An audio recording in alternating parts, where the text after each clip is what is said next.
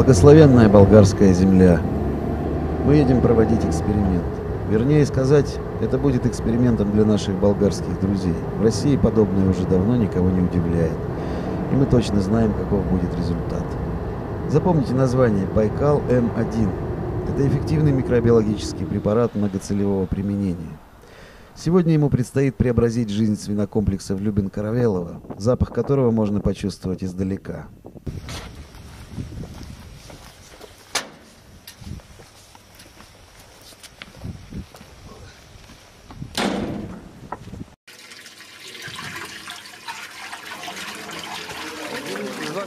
27 градусов.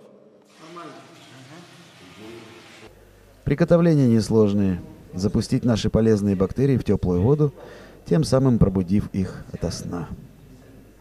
На 700-метровое помещение уходит порядка 50 литров препарата, что в рабочем растворе составляет около 350 литров.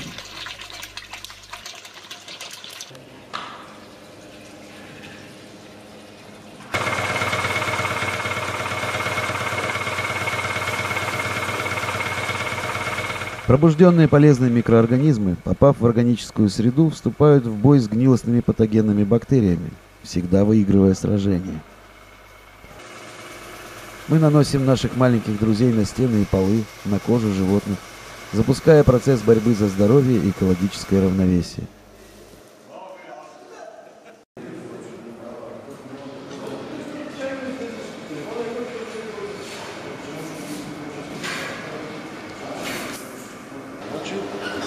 В това помещение сме направили експеримент с Байкал М1. Напъскахме това помещение, за да видим ефекта. Да видим след определеното време какво ще се случи с микроклимата, с състоянието на прасетата и въобще целият им статус жизнен. Спустя 14 дней мы вновь прибыли на свинокомплекс. Такого тяжелого запаха, как в прошлый визит, в окрестностях комплекса не почувствовали. Третия ден аз така ми направи впечатление след пръскането. Миризмата сутринта беше много по-лека и по-приятно се диши. Да. И самите животни така се движиха повече с боксовете.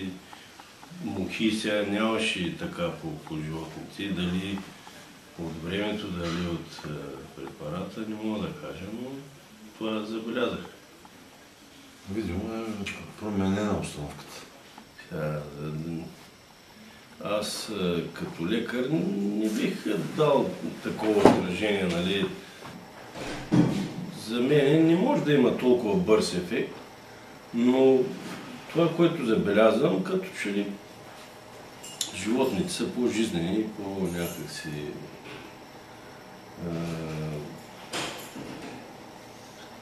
по-спокойно се хранят, не са... Няма видими признаци на болни живот. Второй заход опрыскивания. Работники встретили нас с заметным расположением. Им стало приятно находиться на рабочем месте.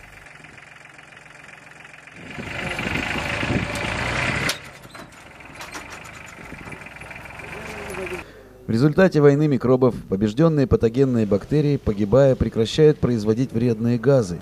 Исчезает смрад от фекалий и мочевины. Мухи теряют интерес и спешат покинуть помещение. Сейчас мы запустим наших полезных маленьких помощников во второй раз. Теперь уже на благодатную почву, так как патогенной среды здесь значительно поубавилось. Животные, орошенные живым раствором, не только получают аппетит, заряд бодрости и перестают чесаться, поскольку их кожа открывает поры и дышит. Но и самое главное, имеют быструю, эффективную стимуляцию иммунных процессов, перестраивающую организм на борьбу с инфекциями и активный рост клеток, получивших жизненную силу. Эту информацию клеткам несут полезные микроорганизмы, составляющие препарат Байкал М1. Это реальное воплощение той самой живой воды из народных сказок.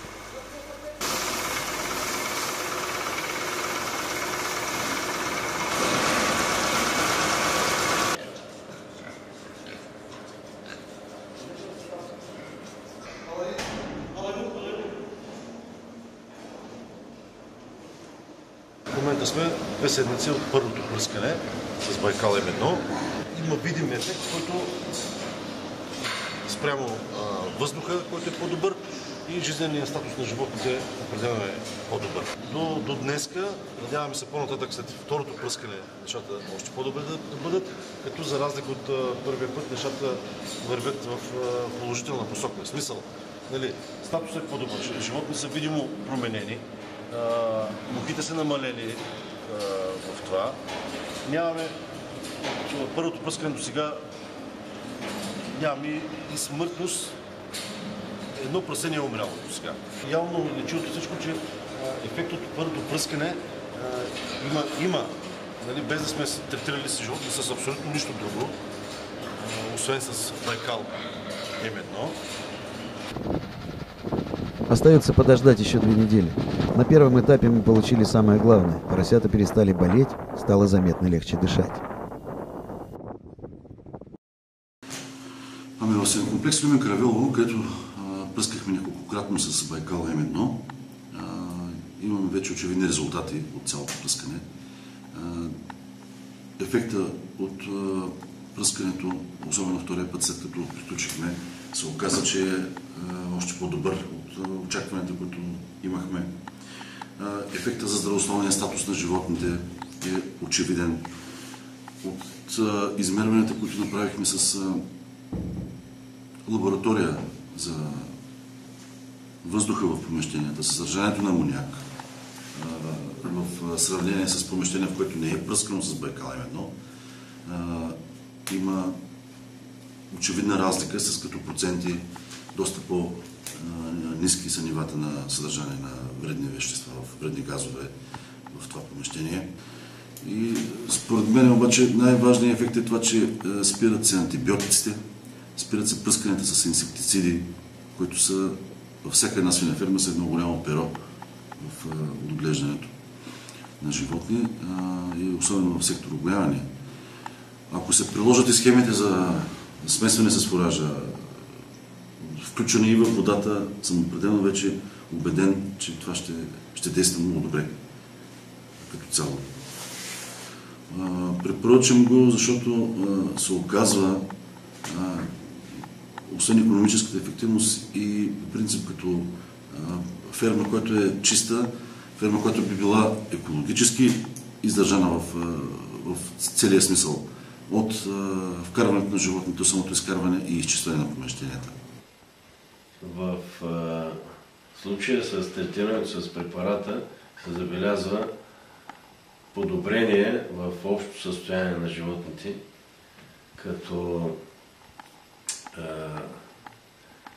здравословният статус на животните се повлиява значително в сравнение с проблемите, които ние имаме най-вече с белодробните и чревни инфекции. Забелязва се намаляване на тези заболявания и общото състояние на животните е по-добро в сравнение с тези групи, които не са третирани с Байкал 1. Естествено, следствие намаляване на заболеваемостта, намалява и смъртността. И то значително се забелязва при животните, които са третирани с препарата, защото общото им състояние укрепва и те са значително по-добре физически. Значи, ние сме направили само едно звено от цялата тази схема, което препоръчва за пръскане с Байкал. Но ако това се включи в цялата схема, от началото, въобще цялата ферма да се обхване всички са възможни видове включване на Байкал М1. Споменах, че е в фуража, споменах, че е за водата, за пръскане в помещенията. Тогава съм убеден, значи ние видяхме една малка част от това, което опробвахме в цялата тази схема, че има ефект. Аз съм убеден, че ако се постигне цялостно обхващане на процеса, на технологичния процес, определено ще бъде много по-добре. Лятно време има проблем с миризмата тук околните села. И те са ни правили забележки. Хората, но търпят, да речем. Но не е необходимо да се търпи, докато може да го пръскаш с това нещо. То така иначе е вторичен момент, ефектът ще дойде там в плюс, защото пръскайки тук, не е необходимо да пръскаме там, нали? Пръскайки тук помещенията, без да пръскаме самите лагуни, защото попада в тях. Вторичният ефект плюсът ще дойде оттам, че и там ще намалее миризмата. Отделно оставям, нали, настрани въпрос с фекалната маса, която ще ферментира, която ще е по-добре и за пръскане в полето, и за земеделието ще е много по-добре. Нали? Защото ние не се занимаваме с земеделие, нас това не интересува на този етап. Ние приключваме до там, да ограничим миризмата в най-накрая. И то без да сме си насочили усилията към това нещо. Пръскайки в помещенията, ни постигаме и онзи ефект, който е там. Вижда се, че миризмата я няма и пръскайки и по полетата, миризмата после и в околностите за населението също няма да има. А турта си е тор. Тя така иначе е ефективна. Проблемът им беше тук, че всички скачат на крака, защото им мирише. Не миришейки, вече това няма да прави впечатление. Ще бъде някакъв нормален процес на работа. А като цяло, като говорим за икономическата страна на въпроса, нали, какво е пръскането като стойност, какви пари даваш за лекарства, аз пак в началото казах, че дори да е същата цена, да, сега хакаме антибиотици или до един период, после спираме, после пръскаме за мухи непрекъснато, но има много опасности крие това нещо за здравето на хората във времето, слагайки антибиотици, пръскайки за мухи, отравят се прасета, да речем, нали, малко или много действие на това.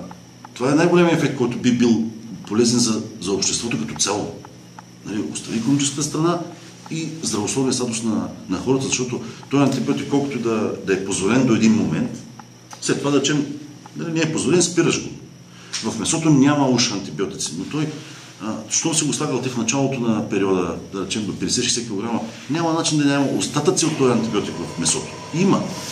Но те вече критерия толкова се е завишил, нали, защото резистентност на организма срещу антибиотици се изгражда при хората, което е най-лошото, то хората са претръпнали с това нещо. Толкова са свикнали, че вече не им прави впечатление. Ами ако го няма биологичното хранене, естествено, че е по-добре. За имунитета на животните говорим, за имунитета на хората говорим, нали, по веригата. Ефективността, ако всичко това се подреди по този начин, шапка на тояга човек. Песен. И явно това е бъдещето. С тези пръскания е много по-добре. Но за мен най-големият ефект е антибиотика и тези пръскания на инсектициди и препарати. По-добрата среда вътре в помещенията. Нали? И до там. Дори до там да спра, човек няма по-хубаво от това.